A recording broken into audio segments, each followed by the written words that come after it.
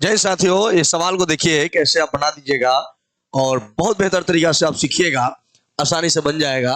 आप और भी तरीका से सीखे होंगे लेकिन यह तरीका बिल्कुल बढ़िया है। क्या है ना कि त्रिभुज का क्षेत्रफल अगर दिया रहे 1176 दिया हुआ है, त्रिभुज का क्षेत्रफल 1176 है, साथ में दिया है आधार और ऊंचाई और संबंधित ऊंचाई का माने अनुपात दिया है 3:4। ऊंचाई आधार और ऊंचाई क्या होगी यदि माने संबंधित ऊंचाई का और आधार का जो अनुपात है वो 3:4 है। करे कि माने इसका ऊंचाई क्या होगी यदि आधार और ऊंचाई का अनुपात ज्ञात है। आधार तथा ऊंचाई का अनुपात दिया है 3:4। कुछ नहीं करना है, एकदम इजी वे में 1/2।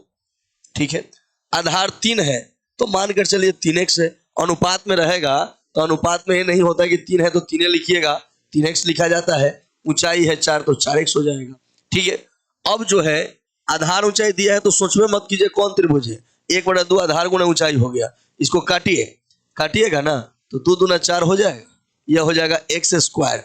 1176 3 दूना 6 बटा में आ जाएगा, काट दीजिए, 1 मरतबे हो जाएगा 5 7 57 हो जाएगा। क्या हो जाएगा 9 6 54 बचेगा 3 6 6 36। x बराबर √196 हो गया। अब 196 का वर्गमूल कितना होता है 14 हो जाएगा। क्या हो जाएगा 14।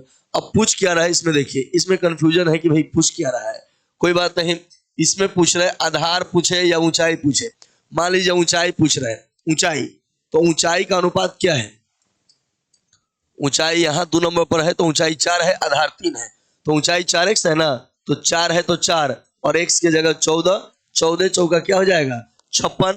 आपका उत्तर हो जाएगा 56, ऑप्शन नंबर डी हो जाएगा। ठीक है, 56 आपका उत्तर होगा, यही ऑप्शन नंबर डी हो जाएगा। अगले प्रश्न को देखते हैं, इसी में एक और प्रश्न को देख लेते हैं, वो भी इसी टाइप का होगा, थोड़ा सा और यह इजी होगा।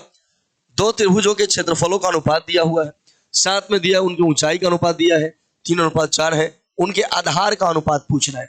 क्या पूछ रहा है, उनके आधार का अनुपात पूछ रहा है कि क्या होगा। कुछ नहीं करना है, आपका क्षेत्रफल दिया हुआ है, क्षेत्रफल दिया हुआ है, दो त्रिभुज है, क्षेत्रफल का अनुपात दिया हुआ है।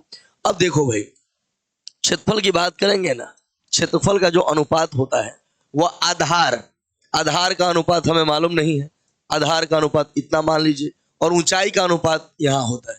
ठीक है, आधार का अनुपात और ऊंचाई का अनुपात का गुणनफल जो होता है वही होता है क्षेत्रफल का अनुपात। ठीक है, तो अब करेंगे क्या, तो यहाँ तो मान हमें मिला है 4/3 मिला हुआ है, और साथ में यहाँ a1/a2 ए आधार का हमें ज्ञात करना है, तो आधार मालूम नहीं तो a1/a2 अनुपात हो गया।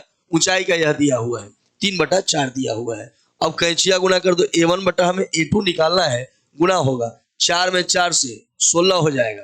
a1/a2 निकालना है ना, तो 4 चला जाएगा ऊपर, चचो का 16 और तितरी का 9, 16/9 माने 16:9 आपका उत्तर हो जाएगा, और यही आपका सही उत्तर हो रहा है, ऑप्शन नंबर ए हो रहा है। 16:9 आपका उत्तर हो जाएगा। समझ आया, क्षेत्रफल का अनुपात दिया रहेगा तो क्षेत्रफल का अनुपात जो होता है वह आधार के अनुपात और ऊंचाई के अनुपात के गुणनफल के बराबर होता है, और मैंने वही काम किया, और इस बात को आप दिमाग पर रखिएगा, ये आपका उत्तर हो जाएगा, इसमें कोई डाउट नहीं है। ठीक है, तो मिलते हैं फिर अगले वीडियो में, दीजिए इजाजत, धन्यवाद।